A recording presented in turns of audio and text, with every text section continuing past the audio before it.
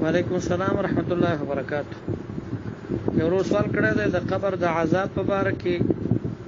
نو که یو کس ګناهګار وي یا کافر وي، نو هر سړی د خپل جرم مطابق په قبر کې هغه ته عذاب رسیږي. حدیث مبارک کې راځي عذاب القبر حق، عذاب د قبر چې دی دا حق دی.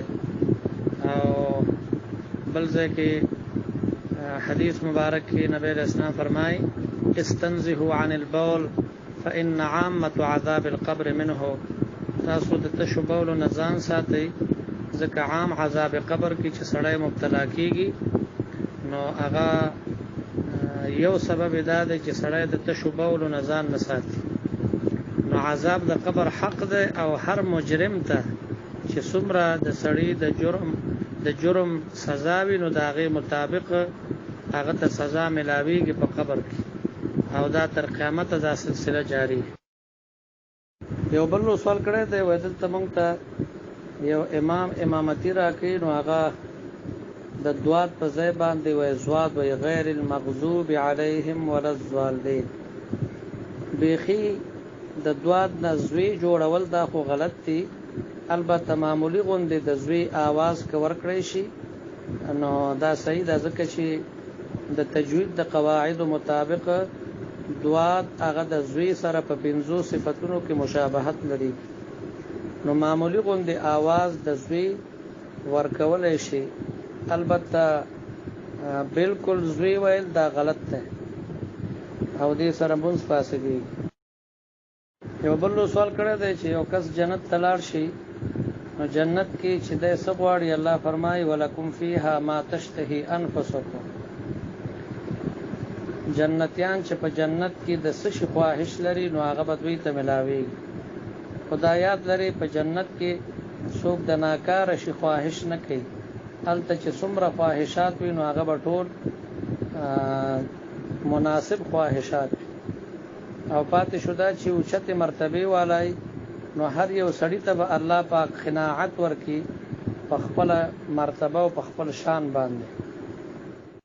وعلیکم السلام ورحمت الله وبرکاته. یو ورو سوال کړی دی د پیشو په باره کې چې یو ټینکۍ ته پیشو پرېوتې ده، خو پیشو ژوندۍ ده، ژوندۍ راوتې ده، نو د دغه اوبو څه حکم دی؟ د دغه اوبو حکم دا دی چې دغه اوبه استعمالول دا مکروه دي، ځکه د پیشو جوټه هغه مکروه ده، او د پیشو چې کومه خوله ده نو هغه چې د یو شي سره ولګېږي نو د هغې حکم هم د کراهیت دی، یعنی هغه لباس سره بیا مونځ مکروه ده. نو به هر حال ښه صورت دا دی چې دا ټینکۍ خالی کېږي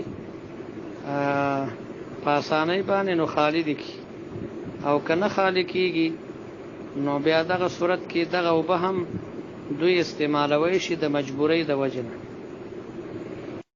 وعلیکم السلام ورحمت الله وبرکاته. یو ورو سوال کړی دی چې د جمعې کم مخکینی 4 رکعاته سنت دي، دا چې کله د سړي نه پاتې شي ایله جمع ته ورسېږي نو وروستو یې بیا کوي. وروستو یې کول لازمي نه دي، البته که یو سړی کوي نو کوی شي. په اول به 4 رکعاته سنت وکړي، وروستونی بیا به دا 4 وکړي. یو بل سوال کړی دی د جمعې د مانځه په باره کې. وایي موږ دلته سټور لرو په دشته کې، وایي د جمعې مانځه ته یو کس راځي، موږ بوځي، خو یو ځي او پاتې کېږي. هلته سامان درنه کوئ که نه؟ د شپې چې کله دکان بندوئ سامان نه درنه کوئ، همداسې پرېږدئ. نو د شپې د آرام دپاره خو بندوئ، سامان درنه کوئ. د جمعې مونځ تاسو ته دومره کم ښکاري، خامخا به یې بندوئ، بالکل ګناهګارېږئ په دې باندې. او د جمعې مونځ قصدن پرېښودل دا عظیم جرم دی، عظیمه ګناه ده. بل سوال کړی دی، وایي دلته کلي کې یو کس دی او خلکو قسمونه کړي وو چې موږ به دې سره خبرې اترې نه کوو. اوس وایي که څوک کوي ورسره نو اول خو دا قسم غلط دی، بې ځایه قسم یې کړی دی. چا کې چې غلطي وي نو د هغه د اصلاح کوشش به کوي سړی. او چې چا اوس قسمونه کړي دي، اوس که خبرې ورسره وکړي او کوي به ورسره او داغه د اصلاح کوشش وکړي لیکن د قسم کفاره به ورکړي. وعلیکم السلام ورحمت الله وبرکاته.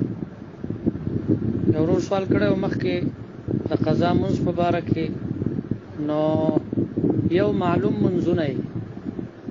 منځونه مثلا څلور دي، پنځه دي، لس دي د تا نه قضا شوي دي، نو هغه به په خپل ترتیب باندې د هغې قضا راوړي. چې کوم ډک دي هغه ډک، چې کوم تش دي هغه تش. او د ماښام 3 رکعاته دي، 3 رکعاته قضا به راوړي. د ماښام د ماسخوتن وتر 3 رکعاته دي، به 3 رکعاته راګرځي.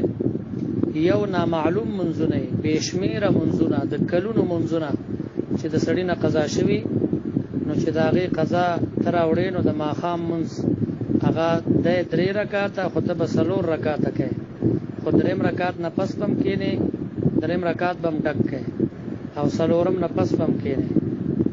او د هغې وجه دا ده چې اصل کې دغه منځونه چونکې نامعلومه دي، نو کله ناکله یو سړی بېلمازه یې منځونه یې نه یې کړي، خو کله ناکله یو منځ ته برابر شوي کي یا د بل چا د مجبورۍ د وجې نه یې وکړي. نو که چېرته دغه منځ د تا نه قضا شوی و، نو هغه قضا کې حساب شو، او که قضا شوی نه و هغه دې کړی و، نو دغه بیا 4 رکعاته بیا نفل ګرځي.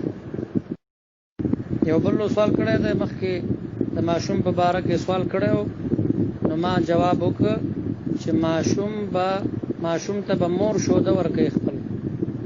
البته که په هغه کور کې بله زنانه هغه شوده ورکوي، نو کومه زنانه چې اولاد د بل چا نه غواړي، نو د هغې خو اولاد نه وي، ځکه یې د بل چا نه غواړي.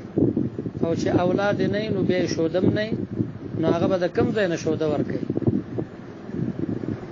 البته د بازار شوده، نو د بازار شوده د ماشوم دپاره مفید نه دی، مور به بیا خپل شوده ورکوي. که چېرته په هغه کور کې زنانه وي، چاته یې چې ورکوي هغه زنانه شوده ورکوي، نو دا هم صحیح ده. خو که هغه زنانه د هغې شوده نه وي، نو خپله مور به شوده ورکوي. د بازار شوده یا مثلا د چیلي شوده یا د نورو حیواناتو شوده، هغه د ماشوم دپاره مفید هم نه دي.